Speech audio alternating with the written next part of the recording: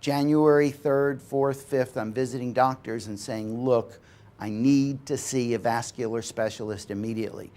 This blood clot that has now disappeared and is not there anymore, but my leg is still swelling, it's getting bigger, it's getting more painful, I can't handle it. I want someone else to look at it. January 14th, the urologist said, you have a Gleason 10. That's the worst you can get. Prostate cancer. I can assure you, Sandy, you will be here in 2 weeks.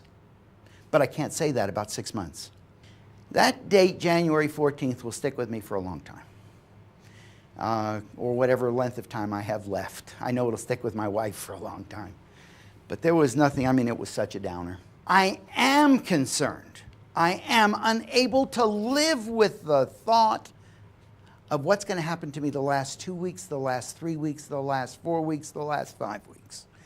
That's the part that I, both as an engineer and as a control freak, I've got to have control. I cannot operate otherwise. Compassion and Choices had just had their merger or combining of a number of organizations.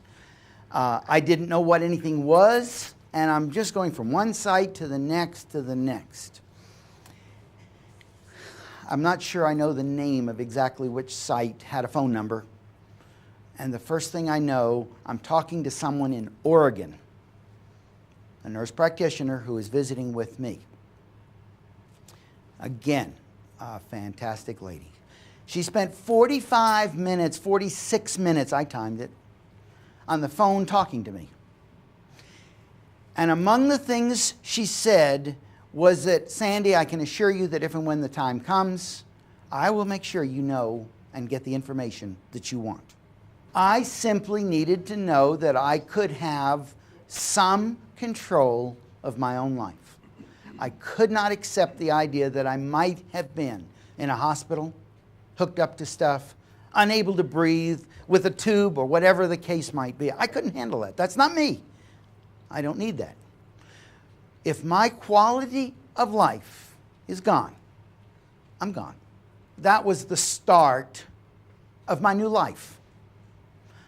There are some of you, maybe here, maybe not, there are some people in this city, area, country, whatever, who would say suicide, who would say hastening death, who would say any of these theoretically bad terms to try to make me feel bad. But the bottom line is, I gained a life out of it. I gained a second life. I don't know if I'd be here today. If I sound like I'm beating a drum and all this, I am. I don't know if I would be here today were it not for Elizabeth. Compassion and Choices has given me a life. How has compassion affected me? It has allowed me a chance of a normal life.